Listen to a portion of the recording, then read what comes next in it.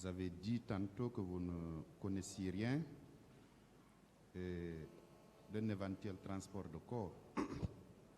Oui, c'est le procureur. La question que moi je vous pose est celle de savoir est-ce que vous avez assisté ou participé au transport des corps à partir du stade pour d'autres lieux? Non, non, je n'ai pas participé au transport des corps. Vous n'avez pas participé à un quelconque transport de corps? Donc, à un quelconque transport de corps, monsieur le procureur. Dans ce dossier, on a parlé de beaucoup de cas de viol. Même si vous avez soutenu ici que vous n'étiez pas au stade, mais le 28 septembre et les jours suivants, les médias ont fait état de toutes ces exactions qui ont eu lieu au stade du 28 septembre. Alors, que savez-vous des différents cas de viol qui ont eu lieu au stade septembre, le 28 septembre et les jours qui ont suivi? Merci, monsieur le procureur. C'est sûr, il y a eu des viols. Maintenant, des viols au stade, ou bien aux alentours du stade, ou bien ailleurs, je ne sais pas. Mais il y en a eu. Parce que je vous ai dit que j'avais confié le cas des femmes, des violées, au professeur Namouri Keita, qui fut mon président de jury. Je suis son élève. Et il m'a confirmé, effectivement, il y a eu des femmes violées et violentées. Mais où? Je ne peux pas vous dire ici, monsieur le procureur. Vous confirmez qu'il y a eu des femmes violées le 28 septembre? Oui, il y en a eu, selon le professeur Namouri Keita, selon ce qu'il m'a rendu compte. Parce que c'est à lui que j'ai confié ce dossier. J'avais confié ce dossier. Ensuite, est-ce que, en votre qualité de ministre de la Santé, vous étiez parti au niveau des hôpitaux pour voir les blessés? Merci, monsieur le procureur. Je suis allé à l'hôpital Donka. En fait, c'était à Donka. À Ignasdine, il n'y avait pas de blessés. Il n'y avait que les corps à la mort d'Ignasdine. Je suis allé à plusieurs reprises à Donka. D'abord, lorsque j'ai rendu compte au président Dadis, j'ai mis en place le comité de crise, on a déclenché la machine pour la prise en charge des blessés. J'ai vu le président, j'ai dit, monsieur le président, je voudrais que vous veniez avec moi à Donka, je vais vous montrer les blessés. Vous-même, vous allez apprécier le nombre et peut-être s'il y a des cas graves. Effectivement, le 30, je suis venu avec le président Dadis, on a fait le tour des blessés.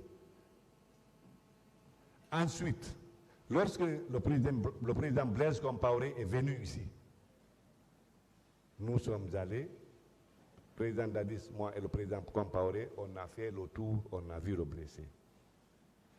Ensuite, les Français avaient envoyé ici une équipe médicale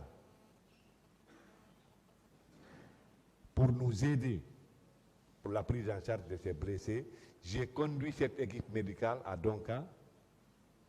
Je leur ai présenté tous les blessés. On a fait le tour de tous les blessés. Et presque chaque jour, j'étais à Donka, mais c'est vrai que je ne venais pas directement chez les malades, mais je venais m'adresser au comité de crise pour qu'ils me rendent compte de l'évolution des différents cas. Vous étiez celui-là au sein du gouvernement qui était beaucoup plus intéressé par la question sanitaire. Oui. Il vous a fallu, malgré l'énormité des dégâts au stade du 28 septembre, vous avez préféré attendre le 30 pour venir avec le président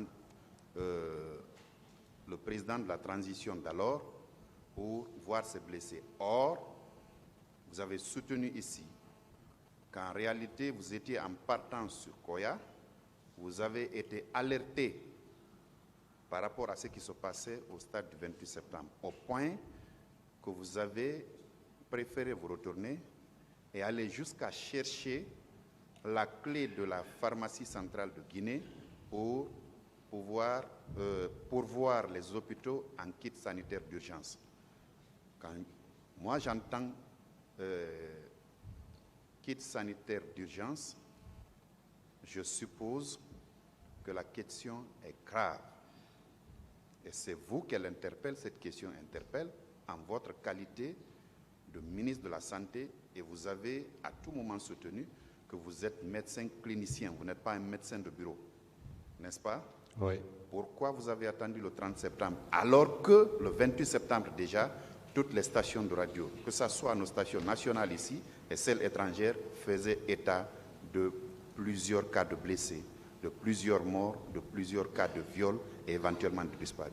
Pourquoi vous n'êtes pas allé ce même 28 ou le 29 tout au moins pour vous enquérir de l'état de santé des citoyens dont vous avez la charge de protéger la santé? Non, monsieur le procureur, ce que je vous dis, moi, tous les jours, j'étais à Donka. Tous les jours, j'étais à Donka. Des fois, je ne partais pas au chevet des malades, mais je suis à Donka parce que je suis en rapport direct avec le comité de crise qui travaille avec les différents médecins chefs de service.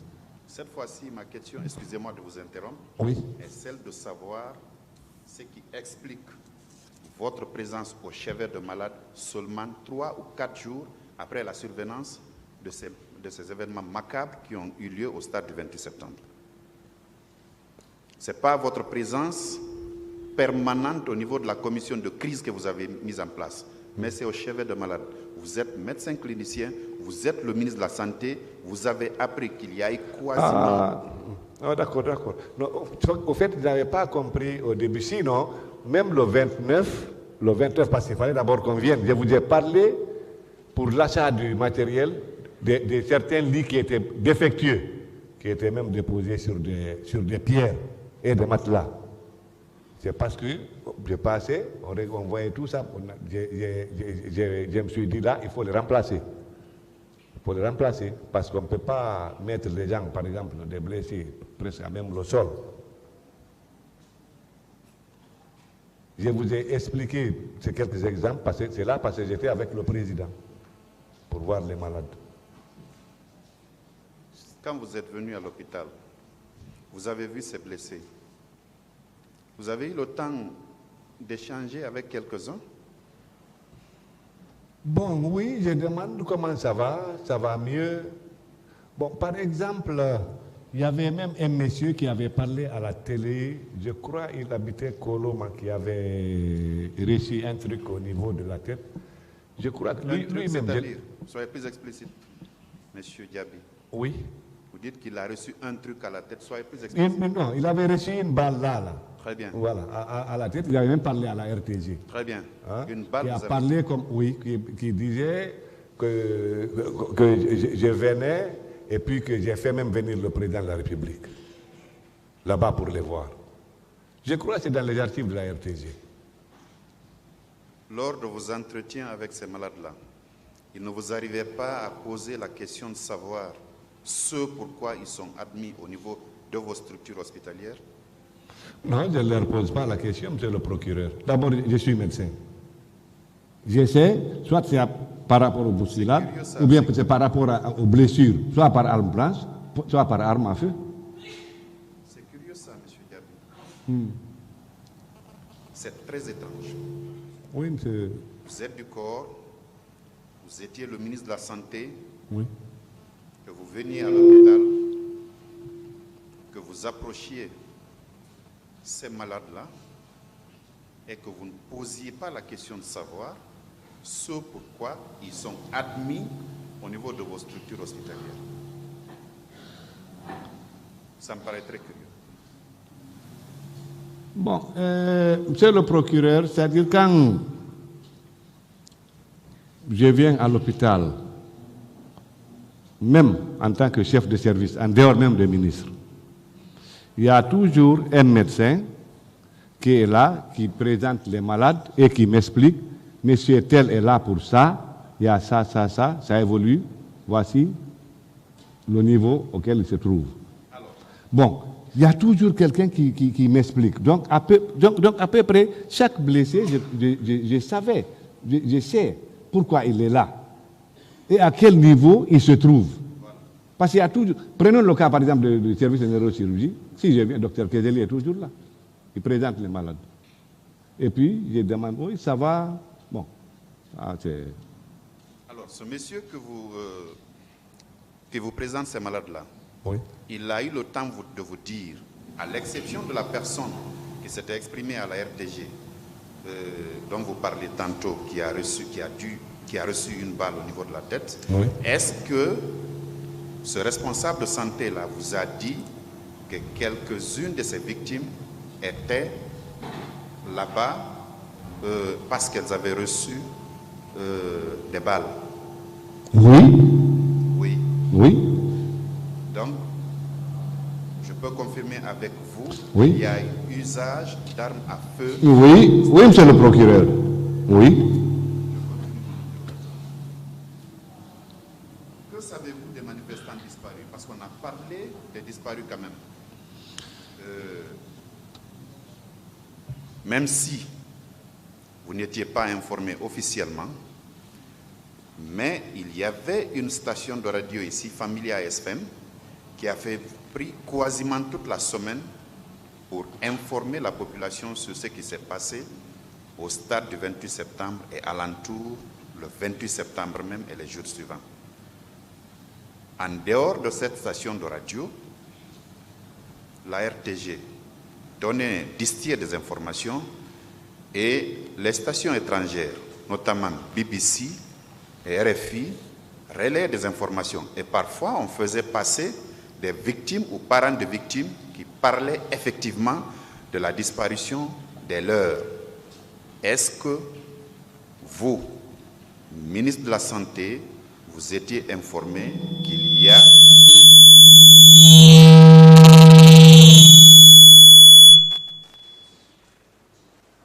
Est-ce que vous, ministre de la Santé, membre du gouvernement donc, vous étiez informé...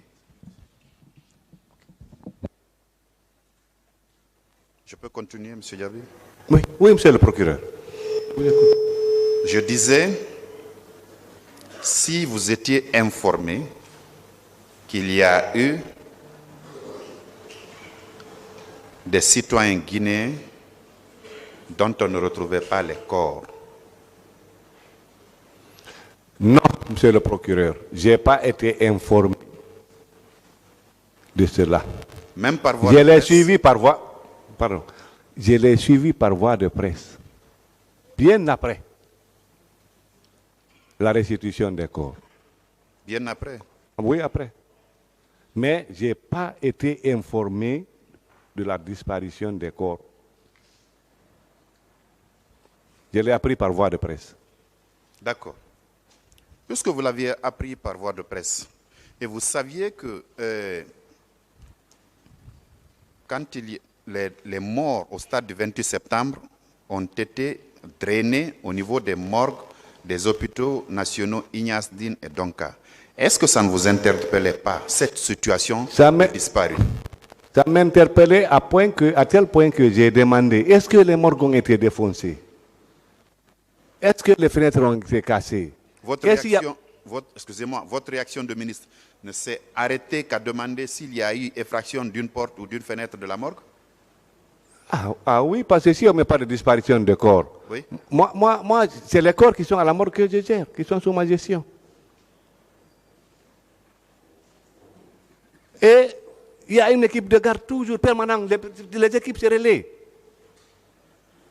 On m'a dit, excellent. Il n'y a pas eu de ok. Donc, monsieur le procureur, moi, c'est seulement les corps qui sont à la morgue qui sont sous ma coupe.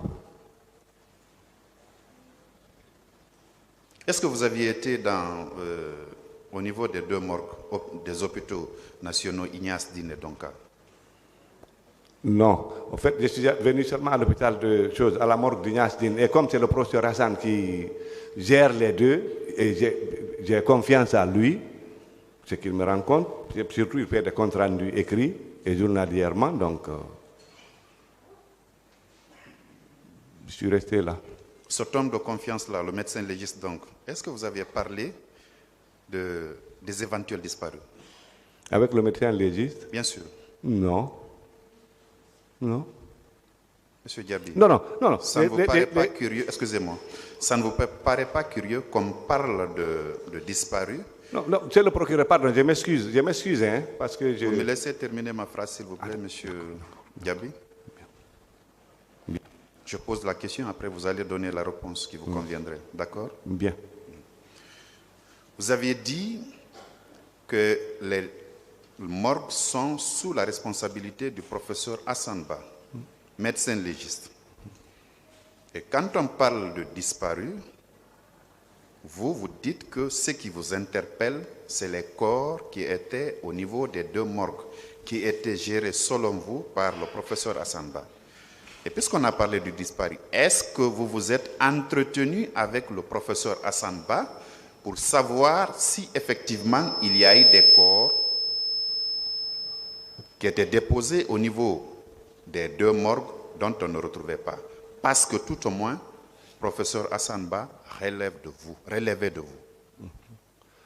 J'ai parlé de lui, quand j'ai appris par voie de presse qu'il y a eu des disparitions, bon, qu'on parlait même que des enlèvements des corps dans le truc, j'ai demandé au procureur, est-ce qu'il y a eu des gens ont subtilisé, des militaires ont investi les morgues pour subtiliser les corps? Il me dit non. Donc, d'accord. Vous n'avez pas exigé du professeur Hassan Ba un rapport écrit, comme ça se fait, comme la matière administrative l'exige? Non. Vous êtes contenté uniquement de sa parole? Oui, oui, monsieur le procureur, ça je ne vais pas mentir sur lui.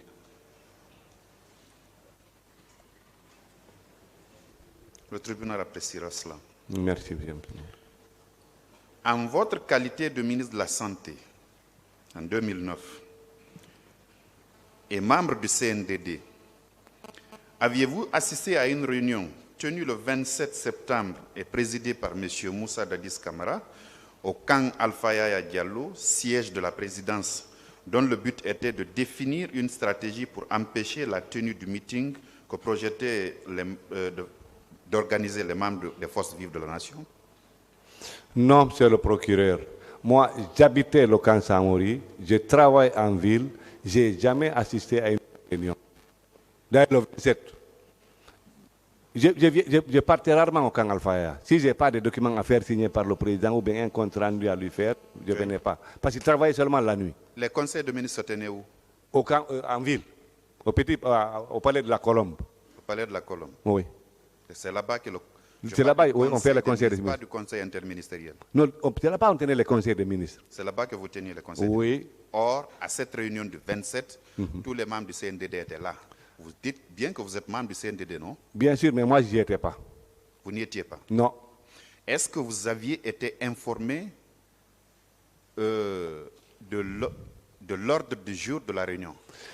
Je n'ai même pas été informé qu'il y a réunion. C'est curieux ça. Ah oui, c'est vraiment curieux, mais je n'ai pas été informé. Le patron est là, je n'ai pas été informé qu'il y avait réunion. Donc, je n'ai pas assisté. Je ne savais même pas qu'il y a eu réunion. D'abord, c'est pour ça, le matin bonheur, moi, je suis parti pour vaguer à mes affaires à Koya. Non, la réunion dont je parle, ce n'est pas le 28. Non, c'est le 27 nuit. C'est le 27 nuit. Oui, je n'ai pas été informé du tout, je n'ai pas assisté du tout, monsieur le procureur. Personne ne vous a appelé pour Personne, vous dire, monsieur le procureur. Personne ne vous a appelé pour vous dire qu'il y avait une réunion d'urgence que devait présider M. Moussa Dadis Camara au camp Alpha Yaya Diallo et que votre présence était obligatoire? Personne, monsieur le procureur. Personne.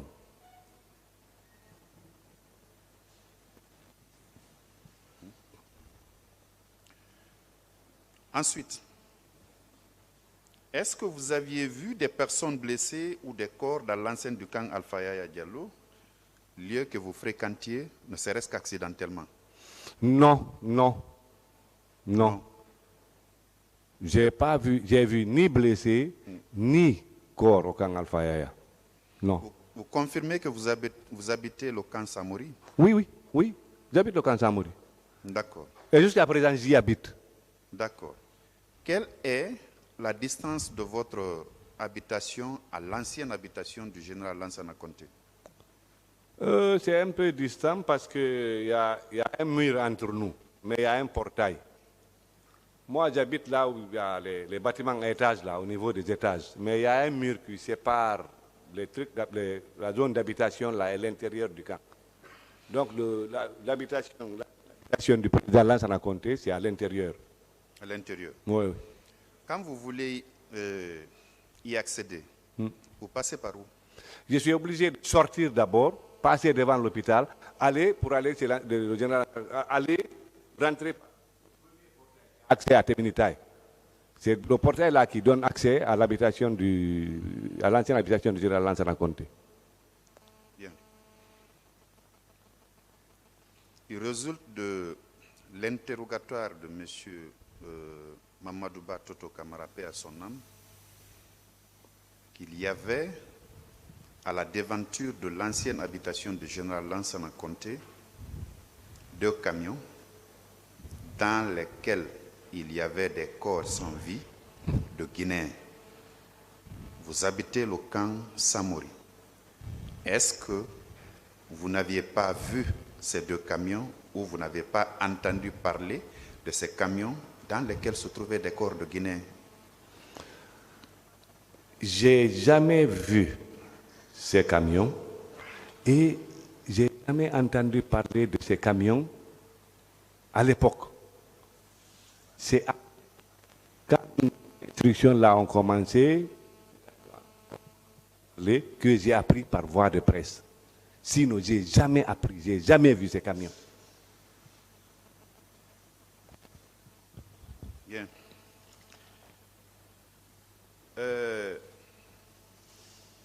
Puisque vous étiez membre du CNDD, vous avez appris que le président, qu'il y avait une commission d'enquête internationale qui avait été mise en place pour tenter de faire la lumière sur les macabres événements du stade du 28 septembre.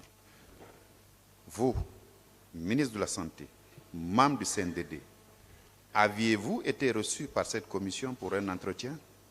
Non. Ils ne m'ont pas entretenu, je ne les ai pas vus. C'est Madame Bensouda que j'ai reçue avec sa délégation. C'était au ministère de la Santé, mais pas seul, même dans la salle de conférence. Mais je n'ai pas reçu la... L'ancien procureur de la Cour pénale internationale. Oui. Vos échanges ont tourné autour de quoi? Nos échanges ont tourné autour de la prise en charge. Pardon? C'était autour de la prise en charge des blessés. Exclusivement? Exclusivement, les blessés. Puis j'étais là, avec tous les membres du comité de crise qui étaient là, dans la salle de conférence, on s'est réunis, on leur a briefé. Aucune question ne vous a été posée relativement au cas de mort? Le nombre les morts, je leur ai expliqué, j'ai dit j'ai vu 57 corps. Je crois que c'est après ça que même les gens de France 24 sont venus voir le président et nous sommes allés ensemble, je suis allé ensemble avec eux, bon, tout en gardant l'intimité des corps pour essayer de leur montrer. Vous n'avez pas parlé des disparus aussi? Non, je ne me rappelle pas de ça, non. Il ressort du rapport de la commission d'enquête internationale que des corps de plusieurs victimes ont été enlevés des morgues des hôpitaux nationaux Donka et Niasdine pour être transportés à des destinations inconnues. En votre qualité de ministre de la Santé au moment des faits, personnage central ayant autorité sur toutes les structures sanitaires, que savez-vous de cette situation-là? Bon, monsieur le procureur, moi-même je suis surpris. C'est pour ça que je vous ai expliqué la situation des morgues. Comment ces corps ont été subtilisés là-bas? Je ne dis pas qu'il n'y a pas eu de choses, hein, mais comment? Lorsque j'ai appris, j'ai demandé, on me dit, ah non, comment ces corps ont été subtilisés là-bas? Et personne ne m'a rendu compte. et ceux qui travaillent à la morgue, et les directrices des hôpitaux, personne. Je suis surpris. Tout à l'heure, il y a mon prédécesseur qui vous a posé la question de savoir si vous étiez informé que les hôpitaux étaient militarisés jusqu'au 2 octobre.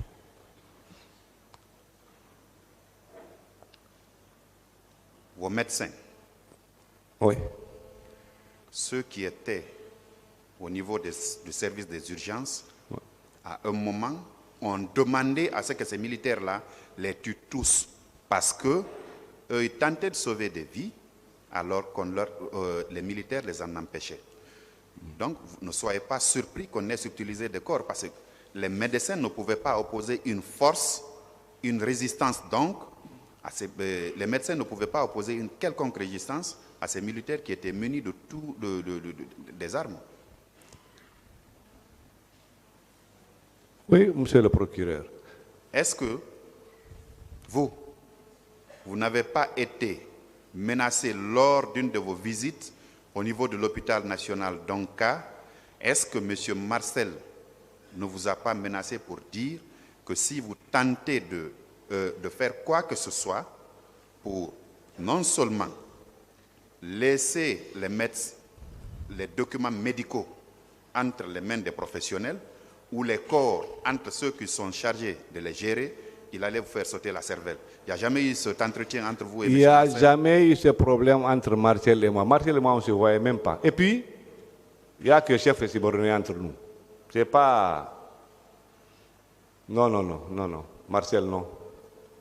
Non. Marcel ne vous a jamais menacé? Non, par rapport jamais. À la gestion, Jamais.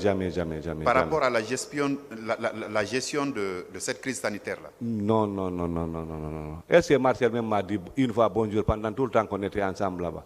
Bon, il me dit bonjour parce que j'étais colonel. S'il me voit venir, mais dire que non. Je ne vais pas mentir sur lui, non. Vous avez quand même été informé. On vous a remonté une information comme quoi les médecins qui étaient au niveau de l'hôpital Ignace d'Onka ont demandé à ce que les militaires qui avaient assiégé l'hôpital les tuent tous alors.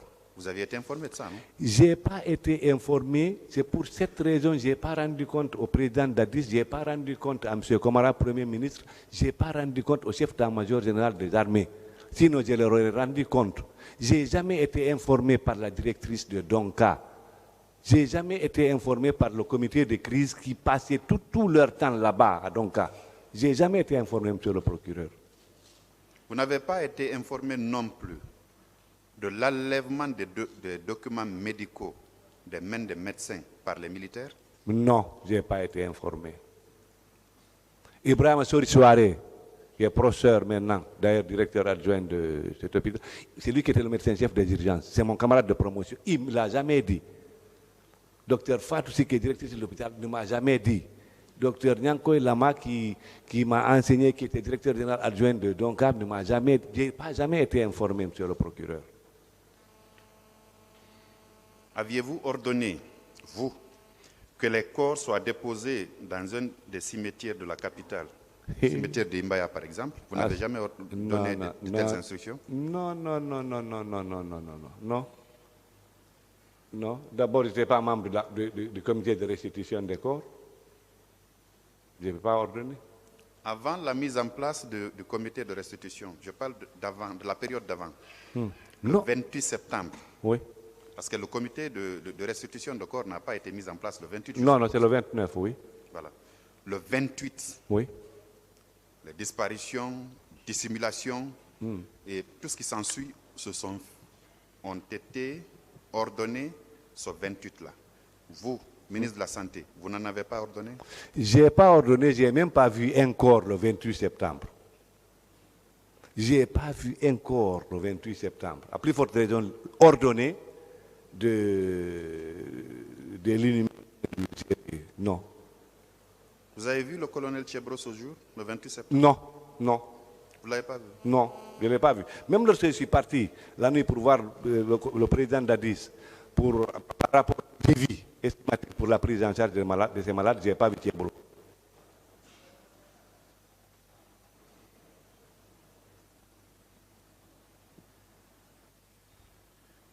parlé d'un comité de crise que vous aviez mis en place. Quel était son rôle? Son rôle, c'était de coordonner, de surveiller la prise en charge médicale et alimentaire de tous les blessés qui sont hospitalisés, jusqu'à leur sortie. Quelle était la composition de ce comité de crise? Bon, le comité de crise était dirigé par l'inspecteur général du ministère de la Santé publique à l'époque, Dr Diakité. Il y avait le directeur national la directeur national des établissements hospitaliers, c'est-à-dire celui qui commande tous les hôpitaux, c'était Dr Tchèque Condé à l'époque. Il y avait la directrice nationale de la pharmacie, Dr Harirata à l'époque. Il y avait mon DAF à l'époque. Bon, j'ai oublié tous les noms. Hein.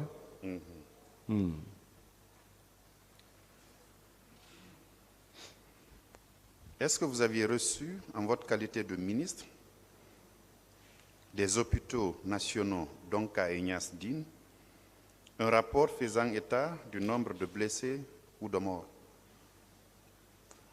Oui, au niveau de l'hôpital, oui.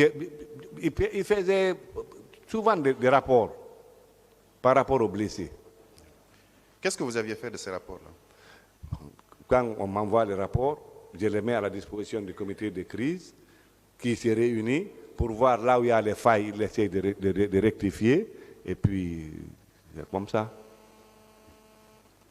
Vous n'aviez pas jugé opportun de rendre public le contenu de ces rapports pour que toute la population soit informée de ce qui s'est passé au stade du 28 septembre du point de vue sanitaire? Ah non, on n'a pas dit ça parce qu'il y a ce qu'on appelle aussi la confidence médicale. Donc, oui, la confidence médicale, et puis ça... Excusez-moi, la confidence médicale, je suppose qu'elle ne fait pas obstruction à ce que vous, ministre de la Santé, vous dites à la population guinéenne, voici le nombre de blessés admis à l'hôpital, voici le nombre de morts. Je pense que ça, ce n'est pas confidentiel quand même. Parce que de toute façon, les médias en ont parlé. Non. Ce n'est pas une confidence médicale, ça, je suppose. D'accord. Franchement, c'est le procureur, je n'ai pas expliqué à la radio. Mais tous les documents sont là-bas, c'est au ministère de la Santé, tous les rapports. Alors, quelle était la finalité de ces rapports alors? Puisque vous n'avez pas communiqué. Non, nous utilisons ces rapports comme c'est des rapports techniques. Il y a eu ça, tel patient a évolué, c'est à ce niveau, qu'est-ce qu'il faut faire. Donc on exploitait ces documents, c'était par rapport à leur prise en charge, pour éviter éventuellement des complications. Vous pensiez que c'était suffisant, M. Diaby?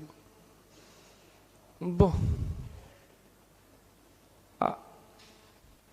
C'est le procureur. Là, c'est une colle. Sûrement, ce n'est pas suffisant parce que je ne m'attendais pas, par exemple, à cette question. Parce que pour moi, ça a sauté à l'esprit qu'il fallait expliquer chaque fois. On a parlé qu'on avait vandalisé la pharmacie centrale de Guinée, les militaires, pour justement empêcher que les médecins se servent des kits sanitaires d'urgence.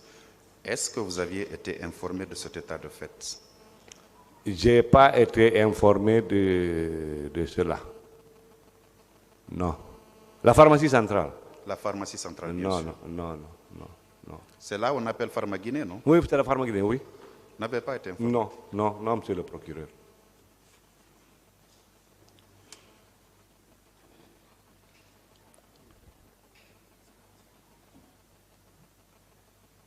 Qui vous avez proposé pour occuper le poste de ministre de la Santé?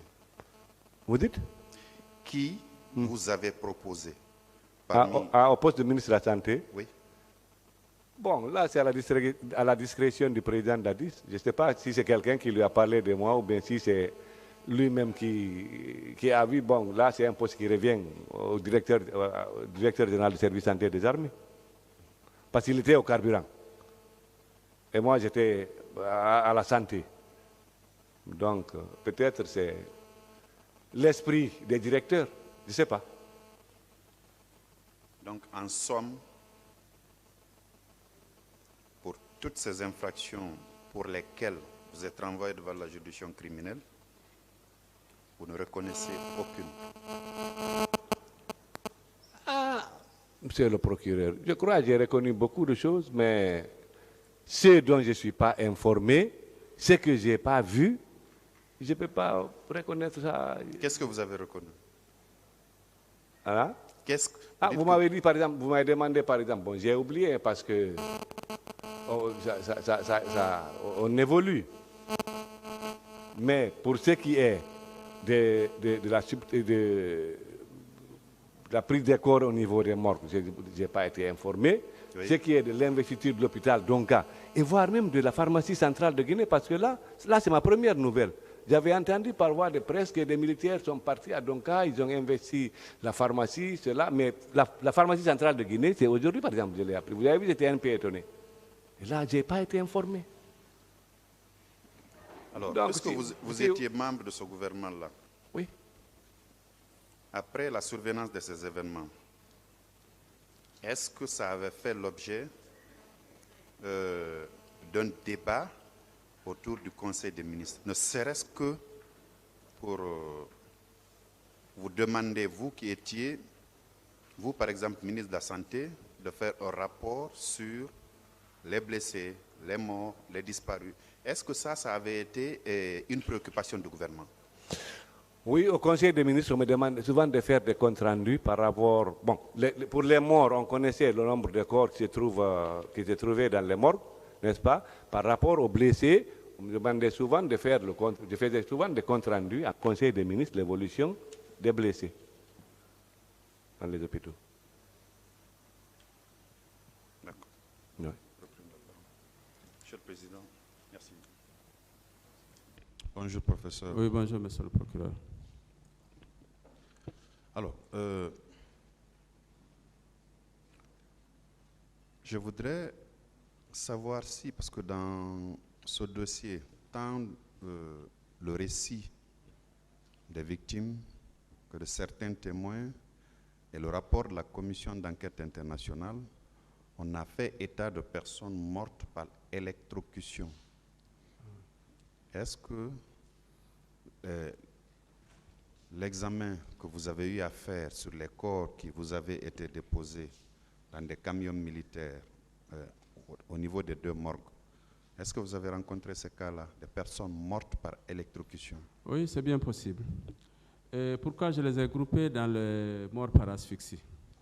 Vous savez que ce soit des personnes qui ont eu une compression au niveau de la cage thoracique. Donc, cette compression a empêché les mouvements d'inspiration et d'expiration pour faire entrer de l'air dans les poumons et qui explique le manque d'air et l'hypoxie et la mort.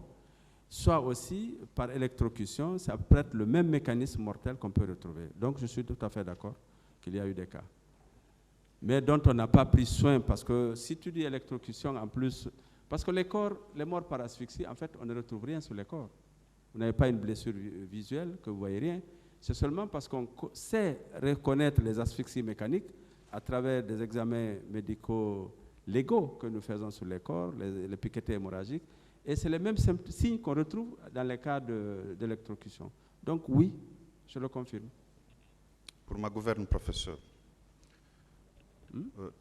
lors de votre récit, vous avez dit que ceux qui meurent par asphyxie, c'est généralement par manque d'oxygène. Oui. Alors, je voudrais savoir si, parce que vous avez dit que les signes sont approximativement les mêmes, pour le cas de ceux qui sont morts par électrocution, est-ce qu'il n'y a pas autre signe particulier visible sur les corps qui ne soit pas, qui soit différent de l'asphyxie? Électrocution, même l'autopsie, elle est blanche.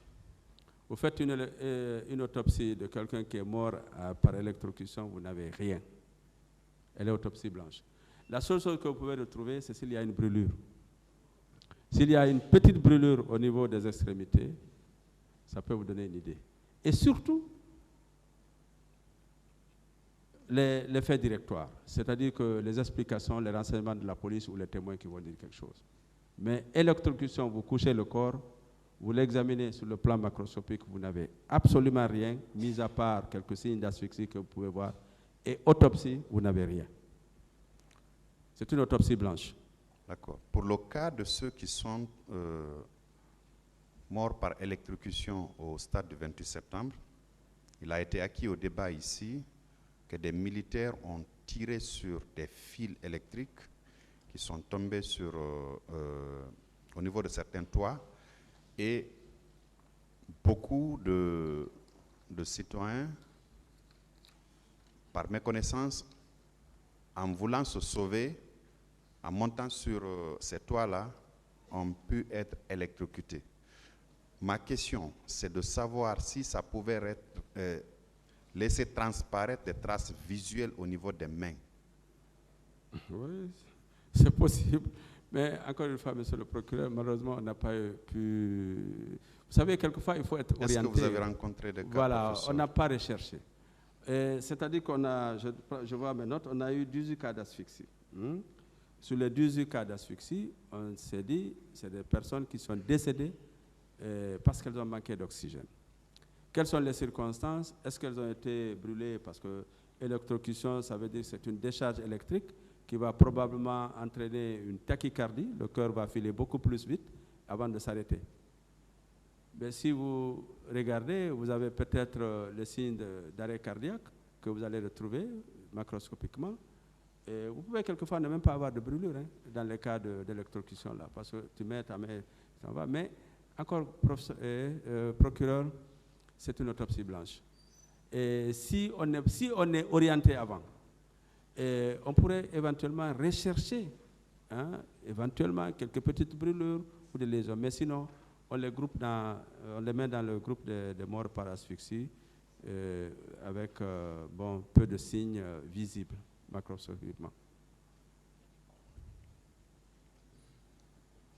Ensuite, vous confirmez qu'il y a eu des personnes qui étaient mortes par arme blanche, parce que dans le dossier, on a fait état de certaines recrues de Calea qui, pour la plupart, avaient des armes blanches à l'aide desquelles ils ont pu blesser beaucoup de victimes. Vous confirmez quand même que... Oui, je confirme. Bien.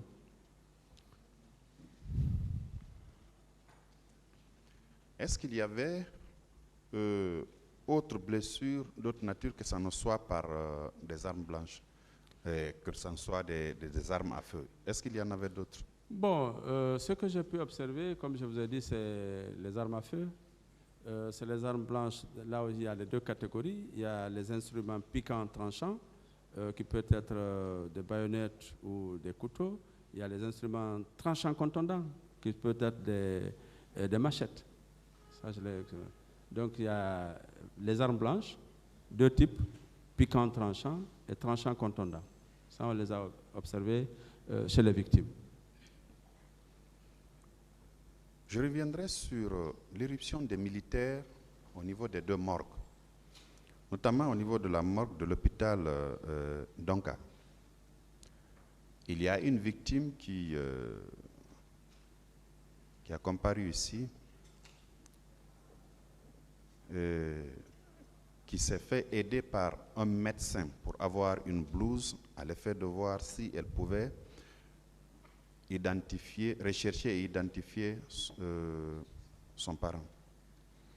Elle nous a dit, dans un récit très glacial, qu'en réalité, elle en avait été empêchée parce que la morgue de l'hôpital d'Onka était prise d'assaut par des militaires. Vous, qui étiez le responsable des deux morgues, Ignace Dine et Donka, le personnel que vous aviez déployé à Ignace Dine, c'était le vôtre, qui vous faisait des remontées périodiques, je suppose.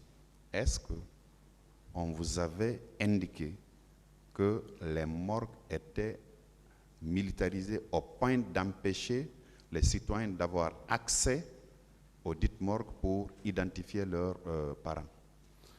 Bon, comme je vous ai dit, je sais très bien que toutes les deux morgues étaient surveillées par des militaires. Ça, je le sais.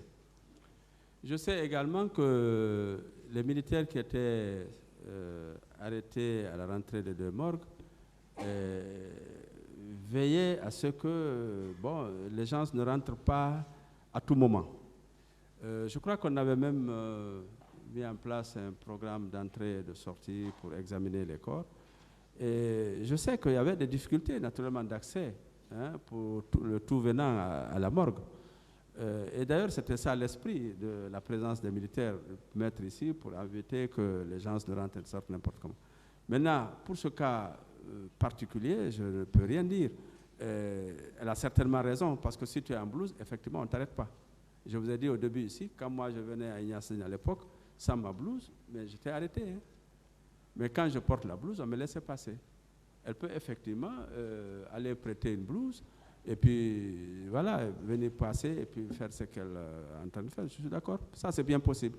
Mais je n'ai pas l'information selon laquelle la morgue a été, je ne sais pas, pris d'assaut par des militaires pour venir récupérer les morts. Honnêtement, je n'ai pas l'information. D'accord. Le même 28 septembre, quand vous avez reçu l'appel du service de santé des armées, vous êtes venu directement à l'hôpital Ignace Dine. Oui. Est-ce que la même nuit, vous avez fait un tour à la morgue de l'hôpital Donka? Non. Le lendemain? Comme je vous ai dit, c'est quand je me suis rendu compte que je ne pouvais pas gérer tous les décès des événements à Ignace Dine que j'ai dit, réquisitionner la morgue de Donka et envoyer les corps là-bas. Le premier jour, le deuxième jour, le troisième jour, on avait déjà pris des dispositions avec la directrice de l'hôpital Donka et j'ai envoyé déjà une équipe pour la gestion des corps, comme je vous ai dit tantôt, le docteur Gabriel, qui s'est associé à l'équipe qui existe déjà à Donka, plus certains personnels de Donka. Donc on a mis une équipe sur place pour gérer les corps.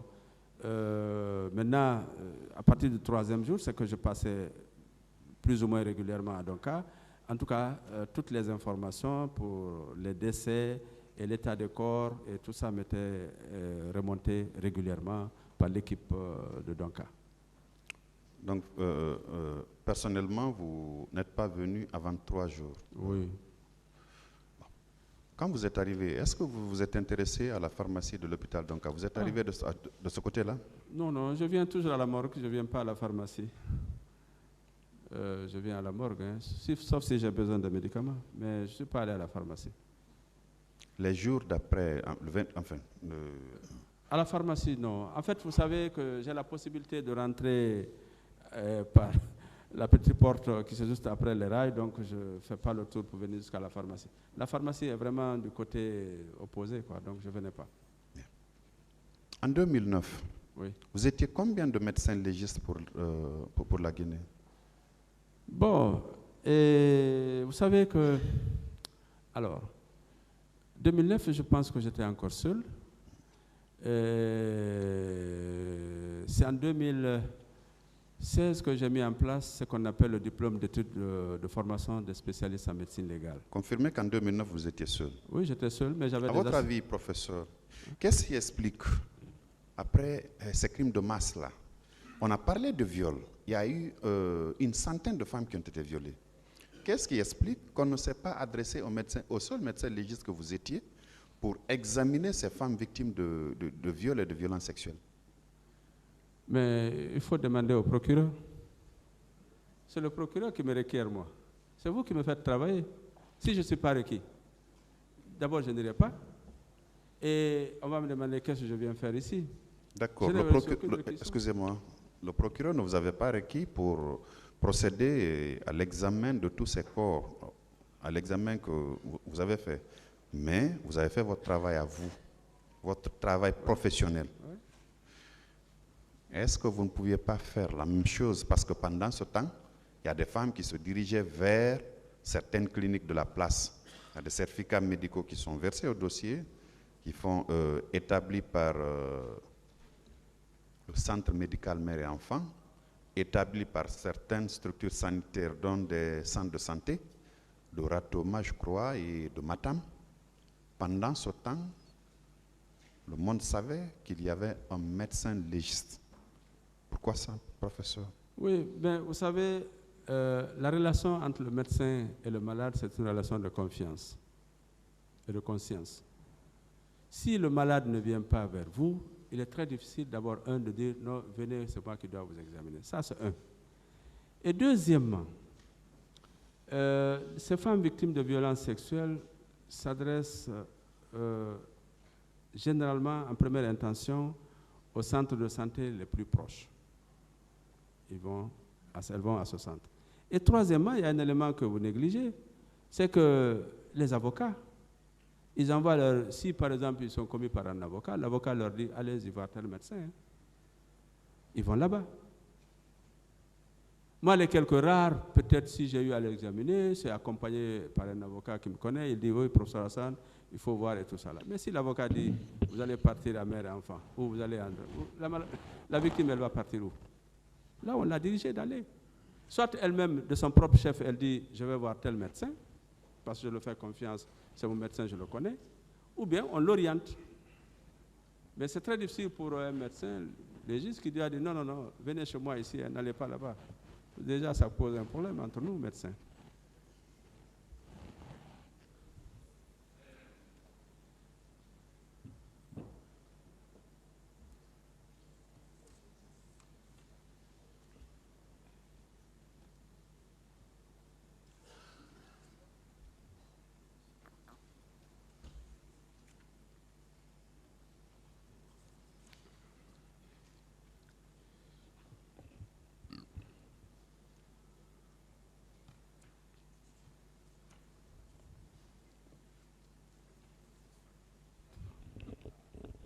Pour terminer, professeur, vous avez identifié certains corps formellement qui ont été restitués à leurs parents. Oui. Le reste des corps avait été exposé à l'esplanade de la grande mosquée Faisal. Tout à fait. Vous, en ce qui vous concerne, ce sont les corps qui étaient au niveau des deux morgues que vous avez rassemblés pour envoyer à la grande mosquée Faisal. Oui. Rappelez-moi le chiffre, c'était combien? 27. 27. Oui. Il a été acquis au débat ici que la commission de restitution a présenté à l'esplanade du palais, à l'esplanade de la grande mosquée Faisal, 57 corps. 57 corps. Vous étiez là, en blouse, n'est-ce pas? Oui. Est-ce que vous aviez vu ces 57 corps-là? Non. Combien de corps étaient là-bas? 27 corps, je le dis. Seulement. Ah, c'est ce que j'ai envoyé, c'est ce que j'ai compté. C'est ce que vous avez envoyé. Mais est-ce que c'est ce que vous aviez vu Bon, à l'esplanade de la mosquée? Pour moi, 57 corps ne passent pas inaperçus. 57 corps couchés, ça ne passe pas inaperçu. Voilà. Vous êtes formel? Même si vous venez aujourd'hui, parce qu'on peut vous donner même, on peut vous délimiter hein, là où on avait exposé les corps. Vous pouvez mesurer. Vous êtes formel que ces 27 corps qui étaient... Bon, je suis formel que dans les deux morgues, il restait 27 corps et c'est les 27 que moi j'ai envoyés à l'esplanade. Et ce sont les 27 que vous avez vus à l'esplanade de la mosquée? Je n'ai pas compté ce que j'ai vu. Je n'ai pas compté. Parce qu'en réalité, je sais... Professeur, Oui. 27, 57, la différence est énorme. C'est énorme. Voilà. Qu'est-ce que vous avez vu? C'est pour cette raison que je vous dis, 57 pour moi était excessif. Je ne pouvais pas voir. Vous avez vu exclusivement 27 corps, c'est ça? 27 corps. Merci. Merci, Monsieur le Président. Merci, Messieurs les assesseurs. J'interviens comme vous l'avez introduit, selon votre plan évoqué tout à l'heure. Vous avez fait état de 3 parties. Oui. 1, la réception des corps. 2, l'identification des corps. Et 3, la restitution, si mémoire est exacte. Non, 3, c'est la cause et les circonstances de décès. Très bien. Alors, professeur, et le fait d'avoir prêté serment devant les cours et tribunaux de la République vous confère la qualité d'expert en médecine légale. Absolument. À ce titre, vous êtes sous l'autorité directe de monsieur le procureur. Tout à fait. Bien. En ce qui concerne la réception des corps pour aller droit au but, est-ce que le ministre de la Santé à l'époque a qualité de vous déposer des corps? Bon, écoutez, déposer les corps, moi je pense que les corps ont été ramassés au stade du 28 septembre, et mis dans des camions et déposés à la morgue. Très bien. Et qui dépose, est-ce qu'il a la qualité? Moi, j'ai reçu les corps. Parfait. Voilà. Alors, ce qui veut dire que lorsque vous avez reçu les corps, vous n'avez pas cherché à savoir qui les a envoyés. Non, bon, ce qui m'intéresse, c'est les corps. Parfait. Bien. Alors, lorsque je m'intéresse au point 2 de votre déposition, en ce qui concerne l'identification des corps, vous avez fait état de 3 camions qui ont acheminé les corps auprès de l'hôpital Ignace Dine, n'est-ce pas? Oui. Le premier camion contenait l'effectif de 21 corps. Oui. Le deuxième, l'effectif de 7 corps. 7 corps. Et le troisième, 15 corps. Oui. Bien. Professeur, ces corps respectifs au nombre de 43 Oui. ont connu une série, c'est-à-dire une partie est restée à Ignace Dine, faute de capacité d'accueil. C'est ça? Oui. Bien. Et l'autre est allé à l'hôpital d'Anka. Bien. Alors, je voudrais savoir, les 31 corps qui ont pu être identifiés ont été directement restitués aux parents. Oui ou non? Oui. Bien. Les autres 27 corps, si ces 27 corps avaient été effectivement identifiés comme les précédents, les 31, est-ce que l'exposition allait avoir lieu à la mosquée Faisal? Bon, je ne sais pas pourquoi on va exposer quelque chose qui n'existe pas. Bien. On expose s'il y a un corps. Très bien. Alors, tout à l'heure, il y a une confusion qui a été sémée par le parquet quant au nombre qui ont été exposés à la grande mosquée Faisal de Conakry. Puisqu'ils ont écouté les uns des autres ici, que c'est un chiffre de 57 corps. Et vous, en tant qu'expert en la matière, étant membre de la commission, vous avez effectivement restitué 27 corps en présence de la commission de restitution de corps, présidée par le ministre Koutoubou. Oui ou non? Affirmatif. Parfait. Alors, lorsqu'on s'intéresse au calcul, en premier état, les 31 corps qui ont été restitués directement aux parents parce que ces corps ont été identifiés, bel et bien, et les 27 corps qui ont été exposés, fait l'objet d'exposition, le chiffre toujours revient à 58. Oui. N'est-ce pas? Affirmatif. Bien.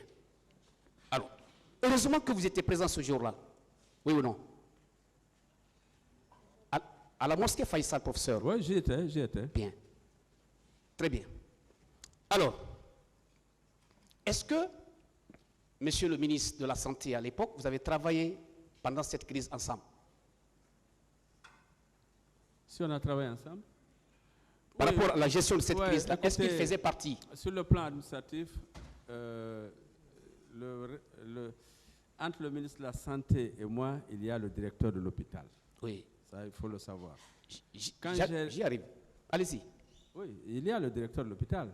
Voilà. Alors, le ministre de la Santé, il arrivait qu'il me demande des informations, soit au téléphone, ou bien qu'il demande à travers le directeur de l'hôpital de lui envoyer un rapport. Ce que je faisais de façon régulière pour lui dire, oui, monsieur le ministre, à ce jour, on a tel nombre de corps et les corps sont dans tel état. Je lui donnais ces informations, mais pas plus. Pas plus. Bien. Et si j'ai besoin, par exemple, du formol, j'exprimais le besoin, je remettais à la directrice de l'hôpital Ignace à l'époque et qui transmettait ça au ministre de la Santé. Bien. Alors, est-ce qu'il vous a demandé un rapport circonstancié par rapport à cette gestion, ne serait-ce que peut-être verbal? Le ministre de la Santé à l'époque. Je pense que je lui rendais régulièrement compte. Chaque fois qu'il me posait des questions par rapport à la gestion des corps, où nous en sommes, quel est le problème. Oui. Je pense que je lui rendais compte et puis je lui ferais des petits rapports. Bien. Alors, avec la permission de Monsieur le Président, lorsque Monsieur le ministre Abla Chérif Diaby avait été entendu par le pôle des juges, à la question suivante, il a répondu ainsi. On lui a posé la question de savoir il ressort de certaines déclarations des victimes et du rapport d'enquête que certains corps ont été subtilisés des morgues, des hôpitaux pour être transportés ailleurs. Qu'en dites-vous? Il a répondu. Je ne peux rien dire parce que moi je ne connais pas. Non, s'il vous plaît. S'il vous plaît, il n'a pas fini encore. Et il a répondu ceci. C'est faux. C'est le professeur Hassan, médecin légiste, qui gérait des corps dont aucun n'a été subtilisé. Professeur, Oui. le chiffre que vous avez déclaré, le chiffre qui a été déclaré effectivement lors de l'audition de colonel Diaby ici, est le même. Est-ce qu'on peut dire par là que les 58 corps qui ont été annoncés de manière officielle, est-ce que ces corps ont été subtilisés? Bon, maître, écoutez, moi ce que je peux vous dire, Oui, j'ai reçu 58 corps. oui. Je vous ai décliné la chronologie de réception de ces corps. Et ce sont ces corps que j'ai gérés et j'ai restitué 31 corps. Il est resté les 27 qui ont été exposés et après enterrés au cimetière de Cameroun. Moi, le reste, je ne connais pas. Bien. Au sein de l'hôpital d'Onka, tout à l'heure, je vous ai écouté avec intérêt, vous avez dit que vous étiez obligé de procéder à la libération d'espace. Absolument. Est-ce que cette décision émane directement de vos compétences? Est-ce que vous avez à attendre l'instruction d'un ministre quelconque pour ce faire? Non. Lorsqu'on vous confie quelque chose à gérer, même si c'est dans votre maison, c'est vous qui aménagez pour savoir comment vous allez les gérer. Moi, on m'a remis les corps. Vous avez la mission de garder ces corps et de les conserver, de les restituer en bon état. Qu'est-ce que je dois faire? Avec le peu d'espace que j'ai, il fallait que je trouve les moyens de les gérer. C'est pour cette raison que j'étais obligé de mettre les corps 2 à 2 et quelquefois 3 dans une chambre en fonction de la taille des personnes décédées. Donc j'ai fait la même chose à Yasdine, j'ai fait la même chose à Donka pour pouvoir les gérer. Et les corps qui étaient dans un état plus ou moins, je vous ai dit au début, j'avais 11 corps qui étaient en début de putréfaction. Naturellement, dans la batterie des priorités, ces corps qui en état de putréfaction sont prioritaires pour les mettre en chambre froide. Donc les corps qui étaient plus ou moins intacts étaient embaumés et puis on les laissait sur la paillasse. Donc ça, c'est une gestion interne. Je n'ai pas besoin d'une autorisation par rapport à ça. Ma responsabilité est engagée si toutefois les corps sont dans un mauvais état. Très bien. Mais on m'a dit de confier et de gérer. Très bien. Bien. Alors, la Croix-Rouge, vous avez dit tout à l'heure que la Croix-Rouge a inhumé les corps. Ben oui. Cette décision également, de cette inhumation, venait de vos compétences. Oui ou non? C'est la Croix-Rouge qui a la qualification d'enterrer les corps. Ce n'est pas la médecine légale. Bien. Alors, professeur, puisque vous n'avez pas reçu une réquisition quelconque du parquet près du tribunal de première instance de Dixine, en ce qui concerne éventuellement de l'autopsie, de pratiquer l'autopsie sur les corps, est-ce que votre responsabilité à ce niveau-là peut être engagée? Non? Non? Pourquoi? Mais je n'ai pas compris la question. Est-ce que votre responsabilité est peut-être engagée parce que vous n'avez pas reçu une réquisition du parquet près du tribunal de Dixine pour l'autopsie, par exemple? Je ne vois pas en quoi ma responsabilité pourrait être engagée. Parfait. C'est peut-être, comme je vous ai dit, si je m'étais hasardé à faire l'autopsie, à ouvrir les corps et tout ça, je pense que les victimes peut-être auraient pu porter plainte contre moi pour profanation. Donc c'est pour cette raison, tout ce que j'ai fait, ça rentre dans le cadre de l'exercice de la médecine légale. Que ce soit l'identification, c'était de fait. Hein? Bien. Tu as tout, voilà, allez-y. Bien. Alors, puisque votre responsabilité ne peut pas être engagée à ce niveau parce que le parquet de Dixie n'a pas fait son travail, par ricochet, est-ce que le ministre de la Santé peut être intéressé de cet état de fait? Moi, je ne réponds pas à ça. Je pense que ça, c'est... Bon, je ne discute pas les problèmes de responsabilité. Posez-moi des questions en relation avec ce que je fais. Je viens également, monsieur le professeur, s'il vous plaît. Alors, en ce qui concerne du comité de gestion au niveau de l'esplanade de la grande mosquée Faïssa de Conakry, vous dites que ce comité était présidé par le ministre Koutoubou. Affirmatif. Vous dites Vous ne faisiez pas partie de ce comité, mais vous étiez présent. Vous étiez membre de ce comité quand même. Oui, Bien, parce que je suis le gardien des corps. très bien. Alors, au niveau de l'administration des morgues, professeur, Oui. est-ce qu'il existe une série d'administrations en ce qui concerne l'entrée et la sortie des corps au sein de la morgue? Ben écoutez, au niveau des morgues, il y a des gestions, il y a des livres de gestion des corps. Très bien. Il y a un livre d'entrée des corps. Les corps sont identifiés, ils sont enregistrés. Celui qui a déposé le corps est enregistré. Et puis on affecte le corps dans une chambre froide, il est numéroté. Donc ça, c'est une gestion des corps. C'est pour éviter tout ce que vous savez. Hein. Bon, l'échange des corps, ça on a déjà vu dans plusieurs circonstances. Et donc c'est pour assurer. Actuellement, depuis un certain temps, on a tout digitalisé, donc tout est informatisé. Alors, ce qui veut dire que les corps qui sont venus par votre décision au niveau de Donka, ces corps, le jour de l'exposition, ça veut dire que leur sortie de la morgue, effectivement, il y a effectivement des traces qui étaient là. Les traces de sortie de la morgue, à travers une équipe qui était mise en place ici. Écoutez, il faut toujours vous mettre dans les... C'est-à-dire que l'esprit, là, dans quel esprit on était au moment des faits. Oui. Parce que c'est possible, c'est bien facile a posteriori de voir tous ces détails-là, mais attention, on était dans une période où, d'abord on était honnêtement pressé de restituer les corps. Parce que leur gestion était déjà très difficile. Difficile parce qu'on n'avait pas assez de place, difficile parce que les corps commençaient à se décomposer. Et dès qu'on a eu l'autorisation de restituer les corps, bon, pour nous, c'était du pain béni. Et tout ce qu'on a pu faire, c'est de dire, bon, recensez-moi les corps qui sont à la morgue de Donka. Ils ont une fiche parce que les corps n'ont pas été identifiés, donc on ne peut pas dire ça c'est Ba, ça c'est Diallo, ça on ne peut rien dire. C'est le corps de telle chambre. On les a mis, on les a préparés, on les a mis dans des linceuls et puis on les a amenés directement à l'esplanade du palais. Donc cette procédure d'enregistrement et tout ça n'était vraiment pas... Bon, même si c'est normal que tout soit enregistré, elle n'a pas été faite. Mais on a essayé seulement de libérer les chambres et puis d'amener les corps dans l'esplanade de la grande mosquée. Bien. Professeur, vous avez dit ici que les morgues n'ont jamais été fermées. Vous confirmez? Oui. On ne peut pas fermer une morgue. Très bien. Jamais. Alors, à la question du parquet ici, de savoir est-ce que les deux hôpitaux ont été militarisés, vous avez répondu qu'effectivement qu'il fallait qu'une équipe militaire soit en place pour sécuriser les lieux. Vous confirmez cela aussi? Oui, je confirme. Cela constitue également la possibilité pour les parents ou en tout cas les victimes qui sont ici présentes ou bien des blessés, des morts, que ces lieux soient sécurisés pour la bonne gestion de la crise. Bien. Professeur, avant ces événements douloureux, est-ce que vous avez eu à collaborer avec Colonel Diaby en tant que ministre de la Santé?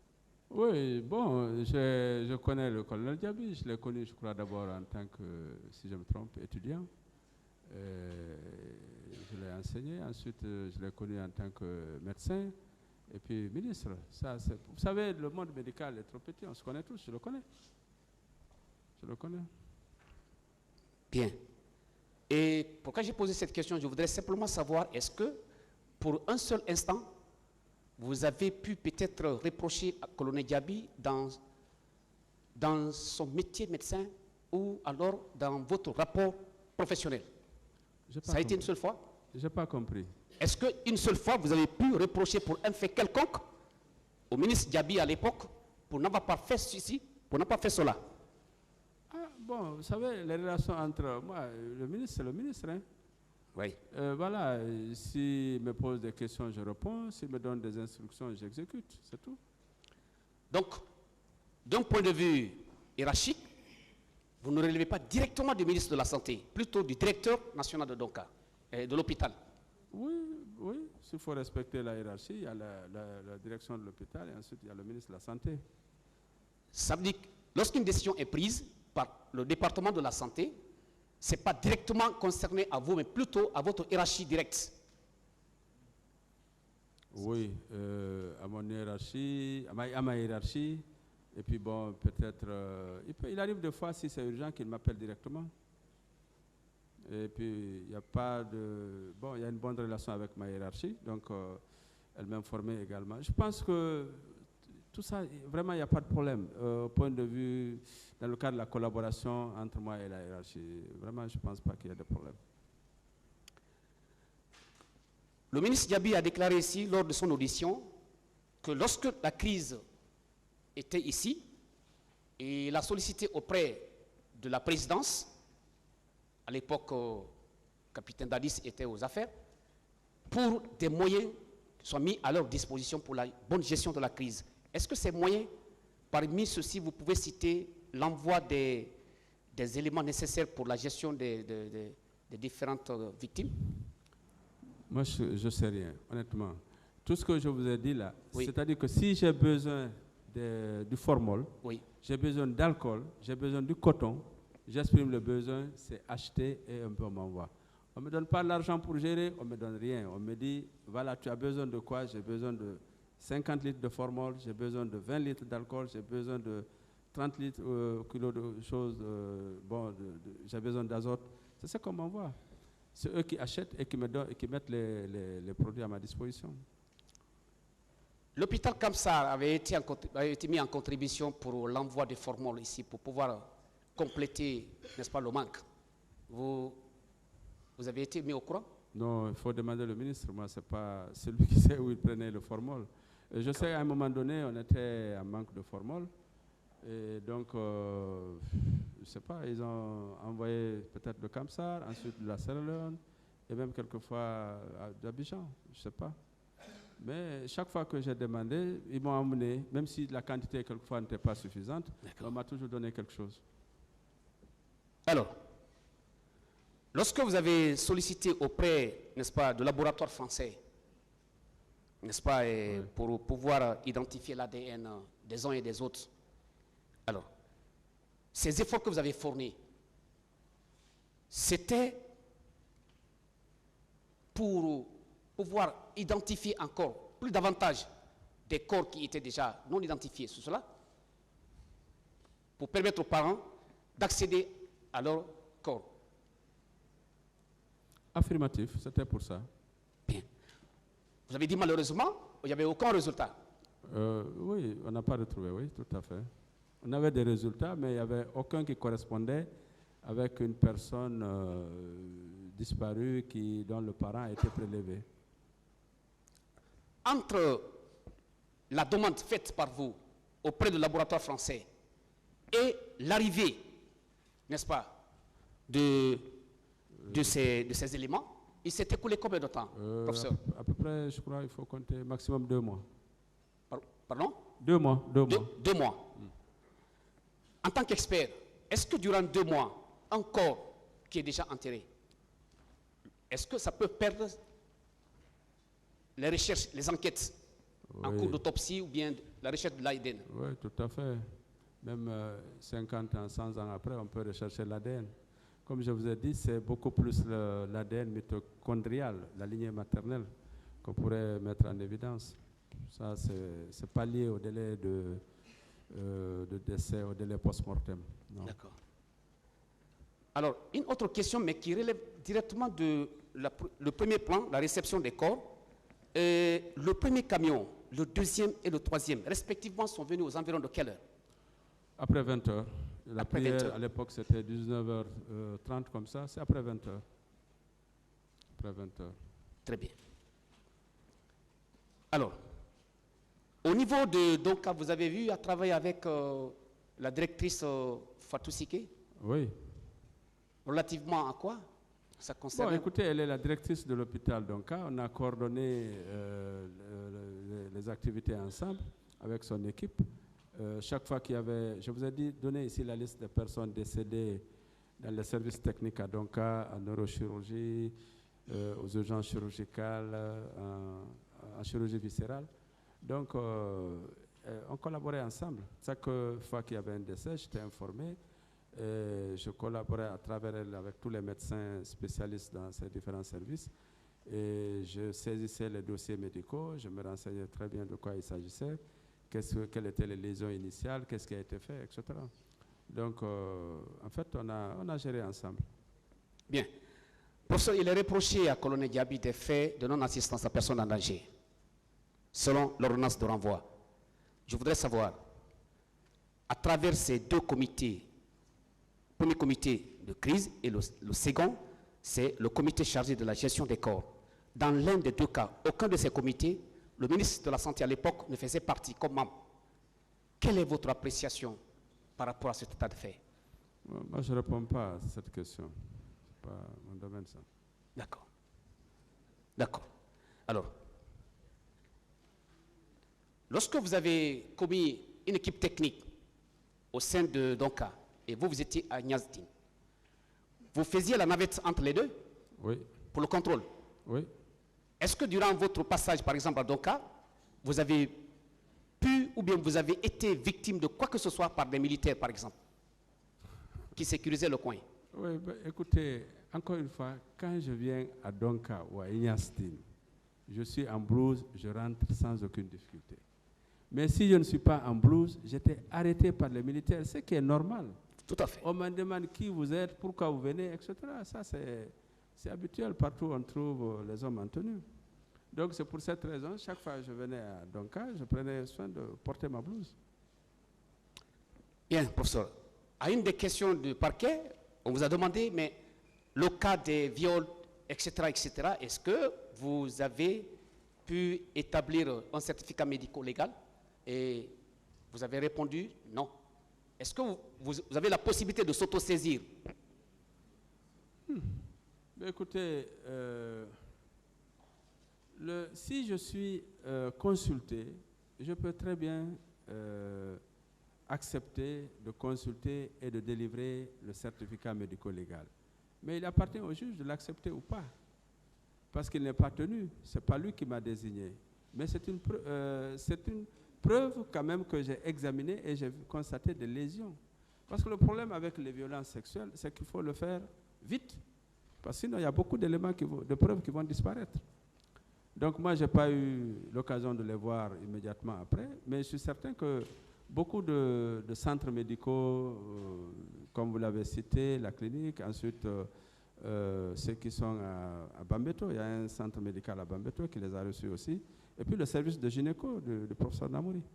Donc tout ce qu'ils ont fait, c'est d'abord des médecins donc, qui sont capables d'examiner une femme victime de violences sexuelles, de dire s'il y a des lésions ou pas.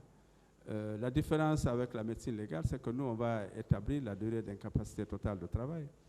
Mais les premières lésions, qu'on appelle lésions initiales, sont examinées par tout médecin, surtout gynéco. Donc, ils peuvent le faire.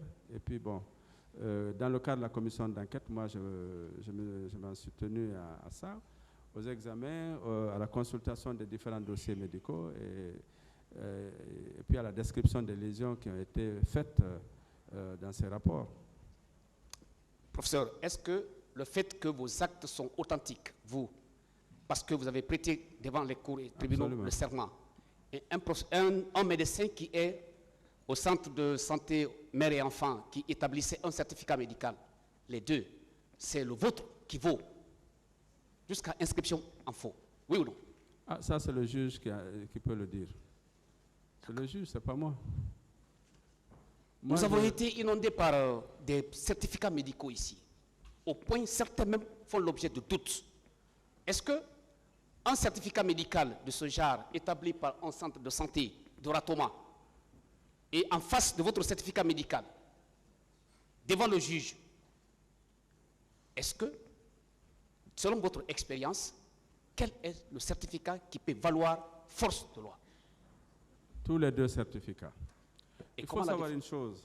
Oui. Dans notre code de déontologie médicale, tout médecin a l'obligation de délivrer un document pour son malade dans son intérêt, dans l'intérêt du malade.